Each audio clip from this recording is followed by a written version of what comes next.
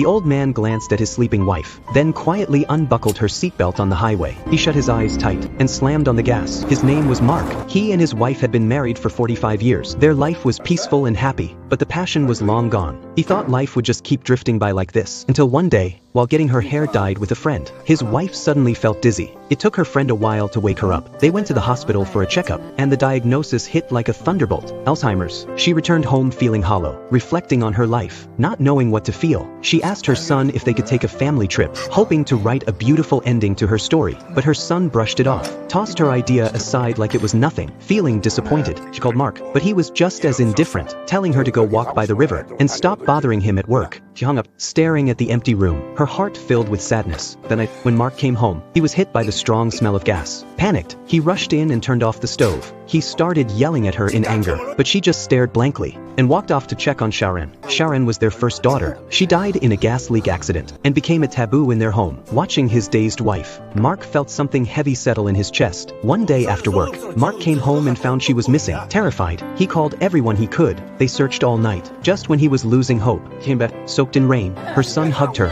crying, but Mark scolded her again, saying she was too old to be getting lost. Might as well die outside. Those words crushed her spirit. The gentle woman finally snapped. She grabbed a hoe and swung it at him. Luckily, Mark dodged just in time. Now furious, he told his son to find a nursing home. His son followed orders and found a terrible one. Mark was furious and slapped his son across the face. Then he took her to a high-end care center himself. As much as he didn't want to, he still left her there for the sake of his job. But she came back not long after. She just couldn't live without him. Seeing her fragile face, Mark couldn't bring himself to send her away again. The house had been so quiet without her, but his heart felt emptier than ever. Her return, made their daughter-in-law furious. She didn't have the energy to care for an old lady too. But Mark stood his ground. This is my house. If you can't take it, you can leave. She had no choice but to deal with it. Time went by, and her condition worsened. Mark took her back to the hospital. The doctor confirmed it: Alzheimer's. The news hit Mark like a train. To make up for everything, he decided to grant her final wish. The next day, he helped her into a pretty dress, and the whole family went on a picnic. Watching his wife smile, Mark finally smiled too.